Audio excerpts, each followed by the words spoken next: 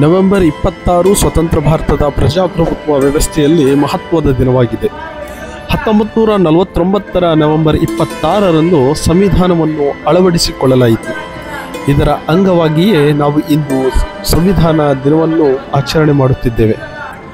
ಭಾರತದಲ್ಲಿ ಸಂವಿಧಾನ ಅಂಗೀಕಾರವಾಗಿದ್ದು 1949ರ ನವೆಂಬರ್ 26ರಂದೇ.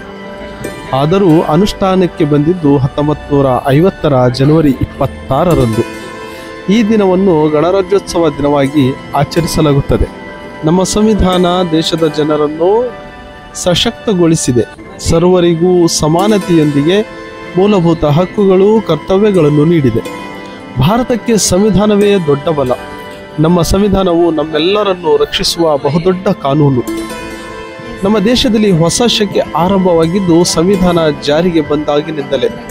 ಸಂವಿಧಾನದ ಮಹತ್ವದ ಬಗ್ಗೆ ಎಲ್ಲರಿಗೂ ಅರಿವು ಮೂಡಿಸುವುದು, ಸಂವಿಧಾನ ಶಿಲ್ಪಿ ಡಾಕ್ಟರ್ BR ಅಂಬೇಡ್ಕರ್ ಅವರಿಗೆ ಗೌರವ ಸಲ್ಲಿಸುವುದರ ಜೊತೆಗೆ ಅವರ ಸಾಧನೆಯ ಬಗ್ಗೆ ತಿಳಿಸಿಕೊಡುವುದು ಈ ದಿನದ ವಿಶೇಷವಾಗಿದೆ.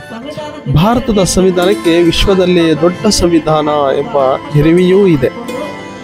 ನವೆಂಬರ್ 26ರಂದು ಸಂವಿಧಾನ ದಿನ ಆಚರಿಸುವ 2015ರ ನವೆಂಬರ್ 19ರಂದು ಭಾರತ ಸರ್ಕಾರ ಅಧಿಕೃತವಾಗಿ ಆದೇಶ ಹೊರಡಿಸಿತು. ಅದರಂತೆ ಪ್ರತಿ ವರ್ಷ ನವೆಂಬರ್ 26ರಂದು ಸಂವಿಧಾನ ದಿನವನ್ನು ಆಚರಿಸಿಕೊಂಡು ಬರಲಾಗುತ್ತಿದೆ.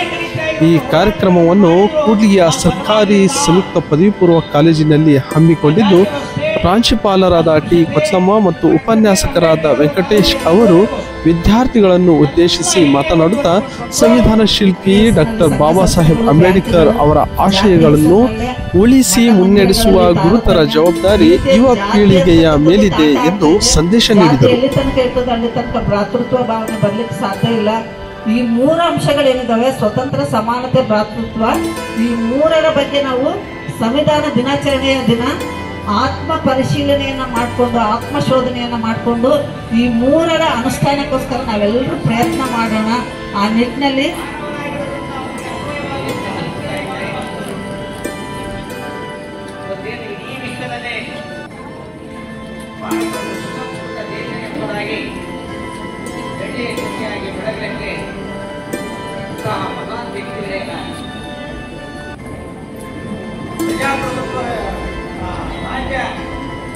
ವ್ಯವಸ್ಥೆಯಿಂದ ಪ್ರಜಾಪ್ರಭುತ್ವ ವ್ಯವಸ್ಥೆಗೆ ದಾಖಲಾಗಿದ್ದಾಗ ಭಾರತೀಯ ಸಾಮಾಜಿಕ ವ್ಯವಸ್ಥೆ ವ್ಯವಸ್ಥೆಯಿಂದ ಕೂಡಿದ್ದು ಬಡಿ, ಬಯಲಿಗೆ, ಶ್ರೇಷ್ಠ, ಕನಿಷ್ಠ, ಉಚ್ಚ, ನೀಚ ಇದರಲ್ಲೇ ನಾವು ಕೊಂಡಾಡ್ತಾ ಇದ್ದೀವಿ.